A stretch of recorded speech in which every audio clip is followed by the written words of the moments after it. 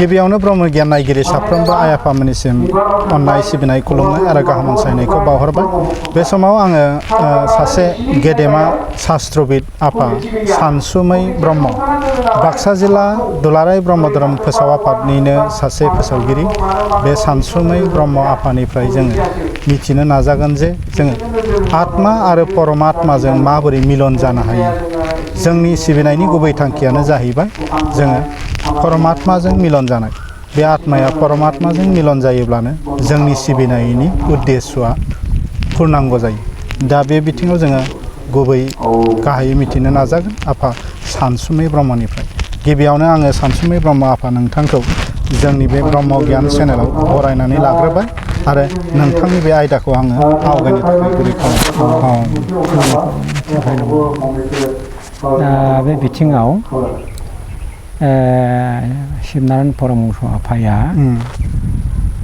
जोंखौ बयखौबो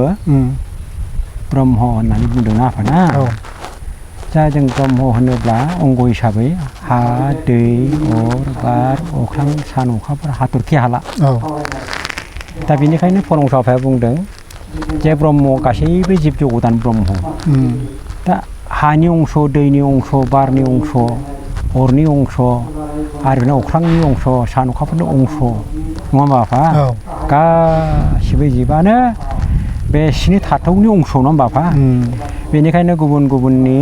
बै हानजाखौ बुंलांदों बे जे सोरबा ख्रिस्टान होनदों सोरबा मुस्लिमानो होनबाय सोरबा जैनानो होनबाय सोरबा बौद्धआनो होनबाय सोरबा बाथौआनो होनबाय। बे गासिबो बिदिनो सोदोब होननानै बुंदों। बे ब्रह्मनिनो सोदोब दे होनदों। बिसोर नांलाय खमलाय खालामनो नाङा होनदों आरो।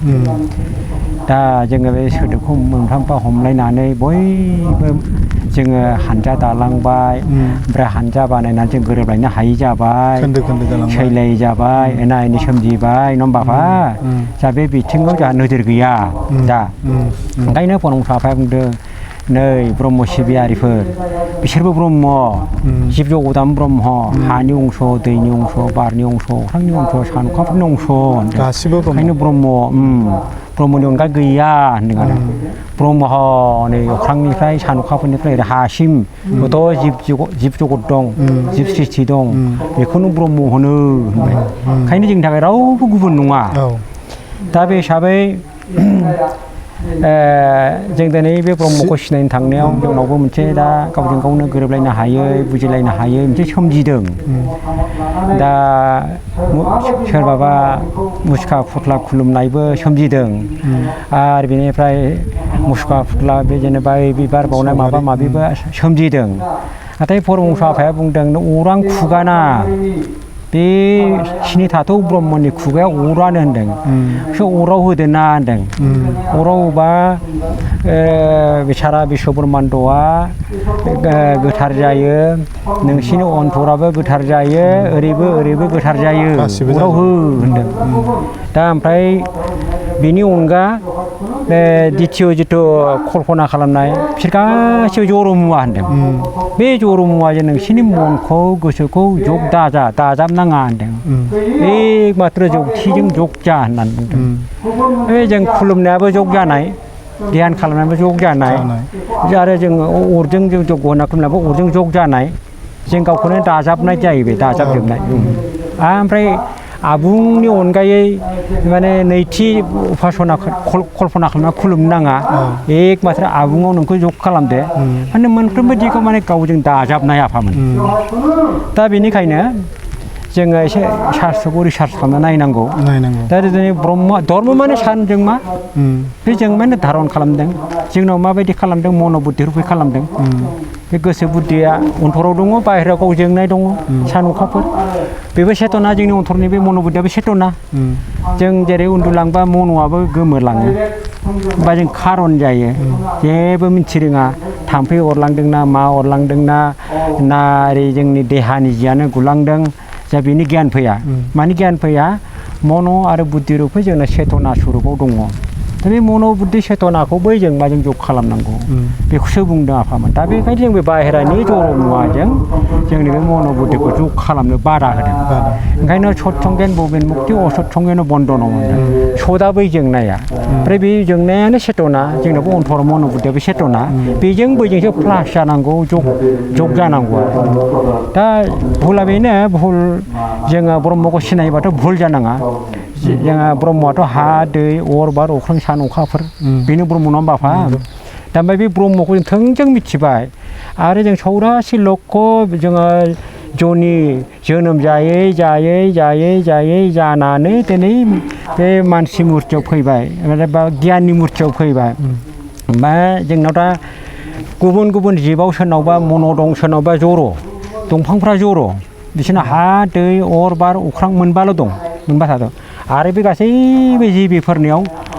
गोसो दङ आरो मानसिनाव गियान दङ बे गियानानो बै गियान ओंखायनो त्रिदाथ' हयथ' धर्म सप्तर उत्पत्ति होनदों बे धारन खालामदों जोंनाव मा रुपै गियान रुपै दा बेखायनो बे गियानखौ बेयाव मोनफिननांगौ जायोबा दा जोंना गियाना दंब्लाबो जर' जानानै दङ आफा ओंखायनो जन्मना जाहैते शुद्र संस्कारा दिजु उसते जन्मना जाहैते शुद्र माने जोङो जर' जानानै दं आफा दा बे जर'निफ्राय मा जानांगौ जोङो माने गियान जानांगौ गियान जानांगौबा मा होनदों नै बेवहायनो मन्त्र जप करिबार पूर्वे मुख बन्द करिया मा होनदों ओम शब्द मने मने उच्चारण करिते नासिकार दारे शास्तानिया लयते हयनो जप करिबार पूर्वेनो जों जे ध्यान खालामसै ना आफा ना बे ध्यान खालामनायनि सिगां जोंखौ मा होनदों खुगाखौ बन्द खालामदों नै आफानि खुगा मोजोमनो होदों मुख बन्द करिया शब्द मने मने ओम शब्द मने मने उच्चारण करिते नासिकार दारे शास्तानिया गन्थंजों हारेंखौ बोनो थिनदों ओमफ्राय अन्थरजों सिरि सिरि ओमखौ होनो थिनदों ताहारपर ओम बा ओम सद्गुरु এই মন্ত্র শ্বাস প্রশ্বাস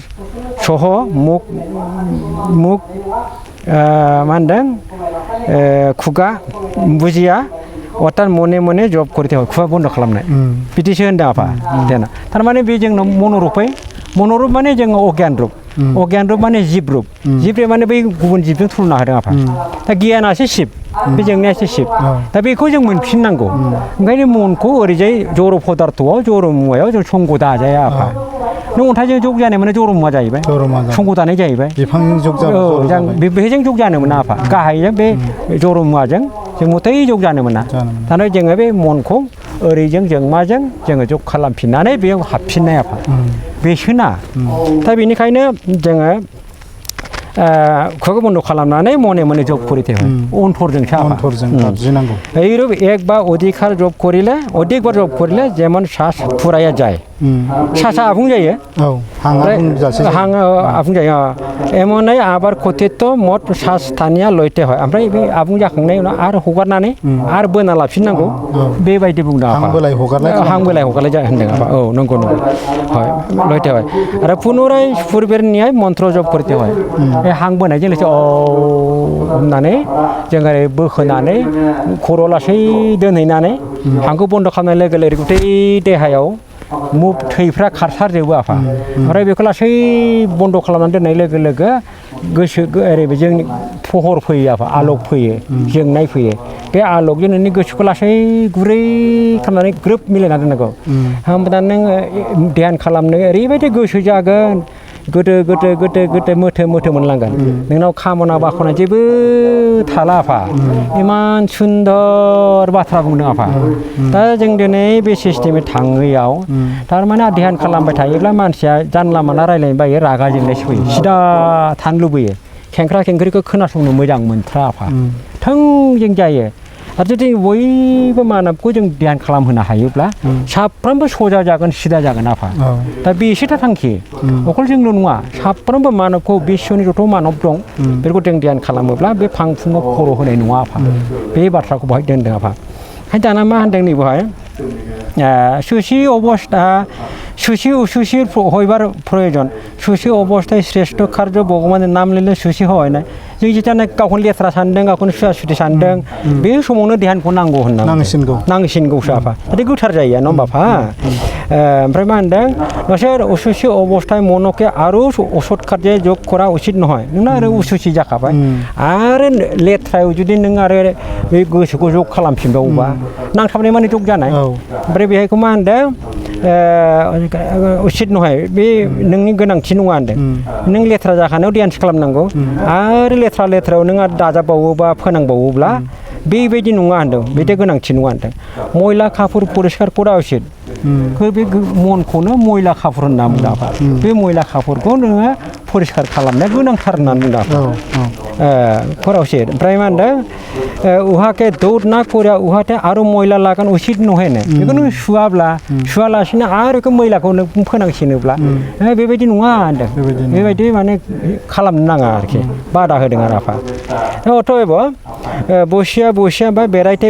नों जिरायनानैबो बा बेरायैबो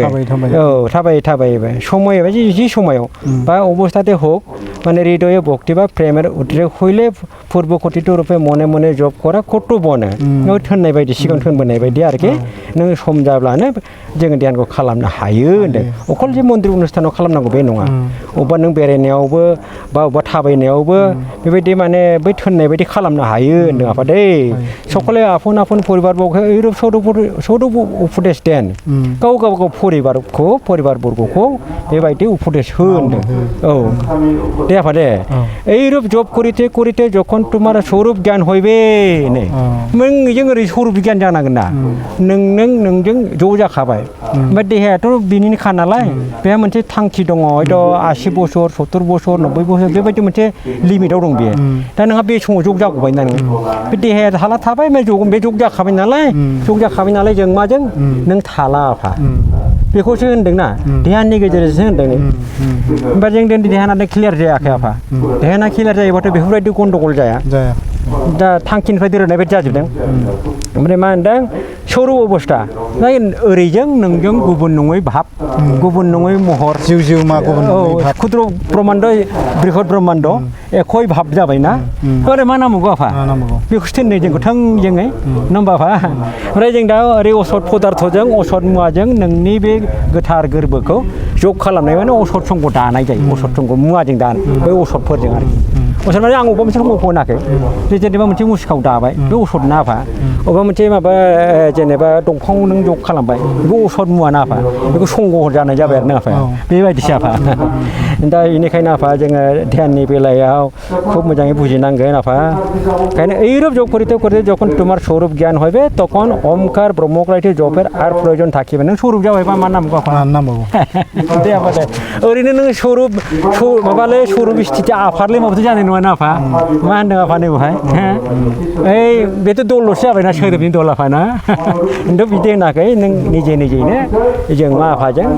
माने जोङो ध्यान खालामनानै ध्यानाबो ओरैबायदि गन्थंनि सिदा भाबखौ लानो थोनो ओरै गन्थंनि सिदा बै फर्म खालामनो गिथाव मोनगोन आफा बेखौ निराकार ध्यान माबायाव बाहाय होदों जे नों जेथा ध्यान खालामगोन नों ओरै हांखौ बुंनाय लोगो लोगोनो ओरै गन्थंनि सिदा नोजोर लाबा जों मा फैगोन बे लासैनो सौफैब्ला जों मा फैयोब्ला नोंनि हांखौ बोखोनानै दलद दोनदो आरो बिनिफ्राय दलद दोननाय लोगो लोगो नों बन्द' खालामदो एसे आवगोलसो हांखौ बन्द' खालामदों ओमफ्राय हां बन्द' खालामनाय लोगो लोगोनो थैया मुभमेन्ट जायो आफा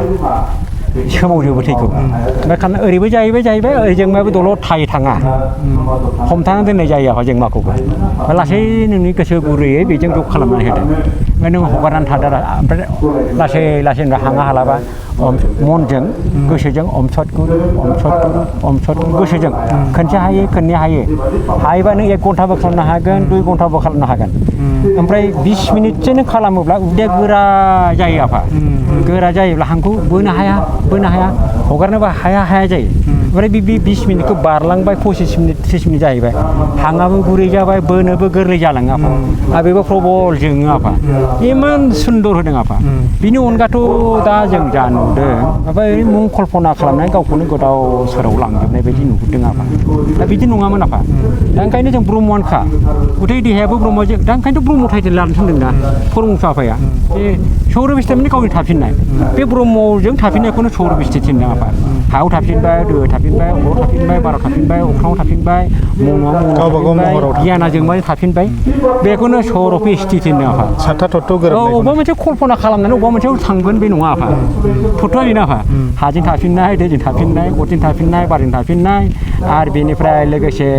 अख्रांनि थाफिननाय आरो लोगोसे गोसोजों थाफिननाय गोसोआव माबाजों अखाफोरजों ओमफ्राय गियाना जोंबाजों थाफिनबानो बेनो सौर बिस्थिति आफा आरो बेनि अनगायै आफा जों गावजों गाव नंखायखौनो खालामफ्लालायबाय थानानै लाब गैया आफा सिदा सदा माबा थांखिया बेनो आफा ओंखायनो बे जग्गाखौ होयोबा जोंनि अन्तरा शुद्ध जायो ब्रह्माण्ड